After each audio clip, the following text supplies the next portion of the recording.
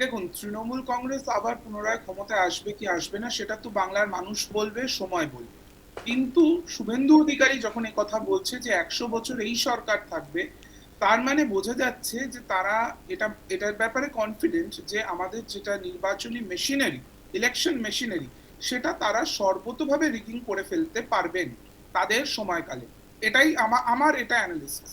কারণ যখন কেউ একজন বলে 100 বছর ধরে অন্য কোনো, তৃণমূল ছেড়ে দিন, অন্য পার্টিও তো আসতে পারে, এবং এইটা কখনো হয়? 34 বছরে বাম শাসন আহ, শেষ করে মমতা বন্দ্যোপাধ্যায়ের নেতৃত্বাধীন তৃণমূল কংগ্রেস সরকার এসেছিল। তৃণমূল কংগ্রেস সরকারও হয়তো কালের নিয়মে কখনো চলে যেত, হয়তো একটু তাড়াতাড়ি গেছে। বিজেপি আমাদের থেকে এবারকার ম্যান্ডেটটা খুব সুন্দরভাবে লুট করতে পেরেছে, সেটা এসআইআর করে বলুন বা কাউন্টিং সেন্টার থেকে আমাদের হুজ্জুতি করে বার করে দেওয়া বলুন, যেভাবেই হোক তারা এবার ক্ষমতায় এসেছে। এসেই তাদের যে আস্ফালন আমি দেখছি, এটাকে আস্ফালন বলে, এটাকে কোনো কনফিডেন্স বলে না। এটা কিন্তু আসছে কারণ তারা মনে করছেন তাদের হাতে পুরো ইলেকশনের মেশিনারি রয়েছে। সেটা বলুন তাদের এবার থেকে যে প্ল্যানগুলো। আর তৃণমূল যে, মানে আপনি বলছেন ক্ষয়িষ্ণু হচ্ছে, তৃণমূলকে 3 ভাগে কে ভাগ করেছে? তৃণমূলকে ভাগ করে যারা বলেছিল তৃণমূলের সবাই চোর, সেই তৃণমূলের লোকজনদের তাদের সাথে মিটিং করছে দেশের প্রাইম মিনিস্টার বলুন, হোম মিনিস্টার বলুন, অন্যান্য কেন্দ্রীয় মন্ত্রী এবং স্বয়ং মুখ্যমন্ত্রী। তো তৃণমূলে যারা চোর, তাদেরকে আপনারা তাদের সাথে কেন মিটিং করছেন?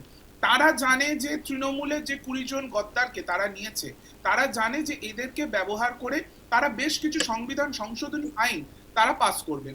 দেখুন, হতেই তো পারে যে তারা বলে দিল এবার থেকে একটা ইলেকশন হবে যেটার ম্যান্ডেট 20 বছর, মানে একটা সরকার আসবে, মানুষ নির্বাচন করবে, কিন্তু তার ম্যান্ডেট 20 বছর, এরকম একটা সংশোধনী তারা আনতে পারে।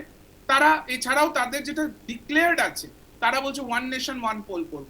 তারা বলছে যে আমরা ডিলিমিটেশন করব। ডিলিমিটেশন করা মানে আমাদের যেটা নর্থ ইন্ডিয়া, যেটাকে সোকল্ড গোবলয় বলা হয়, সেই গোবলয়ের রাজ্যগুলো তাদের যেই রিপ্রেজেন্টেশন পার্লামেন্টে, সেটা হয়ে যাবে প্রায় 80%। তো সেই জায়গা থেকে দাঁড়িয়ে সেখানে সাউথ সাউথ স্টেটস গুলো, দক্ষিণের স্টেটস গুলো এবং পূর্বাঞ্চলের স্টেটস গুলো তাদের আসন সংখ্যা আনুপাতিক হারে কমবে। তো সেই বিভিন্ন তাদের প্ল্যান আছে। আর বিরোধী দলের ভাঙা, সেটা তো আমরা দেখতে পাচ্ছি। তৃণমূল কংগ্রেসকে তারা যেরকম ভাবে আমাদের নির্বাচিত প্রতিনিধিদের যেরকম ভাবে ভাঙার চেষ্টা করছেন, সেটা থেকে পরিষ্কার যে তারা এইভাবেই তারা লুটের রাজত্ব তারা চালাতে চায়। আর তৃণমূলের আমাদের সাংগঠনিক কিছু কিছু প্রবলেম হয়নি, সেটা নিশ্চয়ই আপনারা 21শে জুলাই আপনাদের কাছে ক্লিয়ার হয়ে গেছে। বাংলার মামাটি মানুষ, তারা এত হুজ্জুতির পরেও তারা মমতা বন্দ্যোপাধ্যায়ের দিক নির্দেশিকা শুনতে তারা একটা, মানে অচেনা জায়গায় বিড়লা প্ল্যানেটোরিয়ামের সামনে তারা সবাই গিয়ে উপস্থিত হয়েছিল। সেটা প্রমাণ করে। আমরা এর পরেও কিন্তু 41% ভোট মমতা ব্যানার্জি পেয়েছেন, এত হুজ্জুতির পরেও, এসআইআর করে, 90% ভোট কাস্টিং করে। আমরা দেখলাম যে ইভিএম এর মেশিনে 90% চার্জ যখন কাউন্টিং হচ্ছে, কাউন্টিং সেন্টার থেকে আমাদের ক্যান্ডিডেট এবং আমাদের কাউন্টিং এজেন্টদের বার করে দেওয়া হলে, এই পুরো বিষয়গুলো আমরা দেখেছি। আর আপনার তাদের পারফরমেন্সের কথা একটু আগে যিনি রাজনৈতিক বিশ্লেষক বলছিলেন যে তারা নাকি এত ভালো পারফর্ম করছে, পারফরমেন্স তো আমরা দেখছি। তারা শুরু করবেন বলেছিলেন, তারা করেও ছিলেন, এই যে অন্নপূর্ণা ভান্ডার করেই তারপরে পোর্টাল উধাও, তারপরে টাকা আসছে না, এই ধরনের বিভিন্ন দেখছি। আরো যেগুলো তারা বলেছিলেন যুব শক্তি করব, এই সেই, এই কদিনে তারা করেছেনটা কি? তারা তো যা যা মমতা ব্যানার্জি সরকার করেছিল সেগুলোকে আন্ডু করেছেন। সেটা আপনি স্বাস্থ্যসাথী উঠিয়ে দিল, এখন মানুষ একটা প্রয়োজনে তারা কোথায় যাবে? কন্যাশ্রী তার নাম বদল করছে, একটা যেটা গোটা বিশ্ব জানে যেই নামটা, সেই নামটাকে তিনি পরিবর্তন করছেন।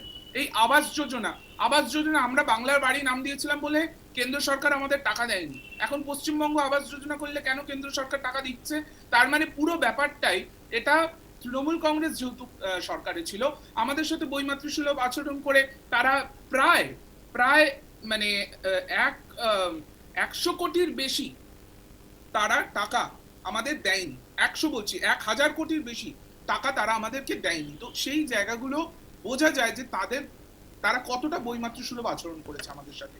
এখন এই সরকার পদে পদে তারা ফেলিয়ার হচ্ছে, আমরা দেখতে পাচ্ছি। অন্নপূর্ণা ভান্ডার দিতে পারছে না, অন্য যতগুলো তারা প্রমিস করেছিল কোনোটাই দিতে পারছে না। বাসে বলেছিল মহিলাদের ফ্রি টিকিট দেবে, সেটাও বন্ধ। তারা বলছে এখন পিঙ্ক কার্ড করব, তারপরে পাবে। এই যে একের পর এক এদের যেই মানে নীতিহীনতা, সেই জায়গাটা থেকে বোঝা যাচ্ছে যে এই সরকারের আয়ু বেশি দিন নেই। এবং আমি আপনাকে হলফ করে বলতে পারি যে 2029 সালে যখন কেন্দ্রে মোদী সরকার পড়বে, কারণ গোটা ভারতবর্ষ, বাংলা আর ভারতবর্ষের এই মুহূর্তে একটু ডিফারেন্ট, সারা ভারতবর্ষে মোদীর বিরুদ্ধে যেই পরিমাণ জনরোষ তৈরি হয়েছে, তাতে 2029-এ মোদীজি আসবে না, আসবে না, আসবে না। এবং তারপরে আমি দেখবো এই শুভেন্দু অধিকারী আদৌ বিজেপি পার্টিটা করে।